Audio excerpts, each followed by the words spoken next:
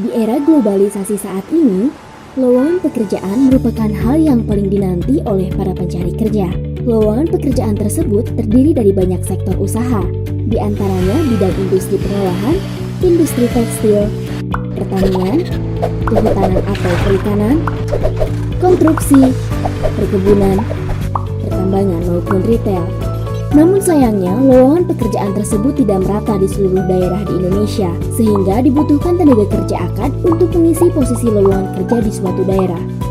Tenaga kerja akad atau antar kerja antar daerah merupakan tenaga kerja yang didatangkan dari luar provinsi lowongan pekerjaan. Sebelum melakukan proses penempatan tenaga kerja, perusahaan pengguna wajib mengurus SPP akad. Tahukah saudara apa itu SPP akad? SPP akad merupakan surat persetujuan penempatan tenaga kerja antar daerah yang berfungsi untuk perlindungan terhadap tenaga kerja yang ditempatkan. Berikut merupakan prosedur penerbitan surat persetujuan penempatan SPP akad untuk perusahaan pengguna. Pertama, mengajukan surat permohonan SPP akad oleh perusahaan pengguna ke Dinas Tenaga Kerja Kabupaten atau Kota Daerah tujuan penempatan tenaga kerja. Untuk penerbitan surat persetujuan menerima dan mendatangkan tenaga kerja akad dan pengesahan perjanjian PK. Kemudian, perusahaan pengguna mengajukan permohonan SPP akad dengan melampirkan dokumen-dokumen, yaitu 1. Surat permohonan mengajukan SPP akad yang ditunjukkan kepada Dirjen Bina Penta dan PKKCK, Direktur Penempatan Tenaga Kerja Dalam Negeri.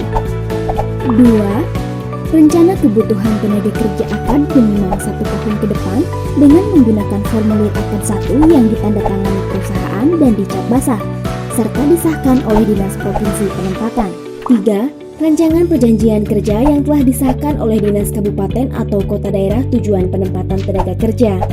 4. Surat persetujuan menerima dan mendatangkan tenaga kerja akad dari Dinas Provinsi Daerah tujuan penempatan tenaga kerja akad.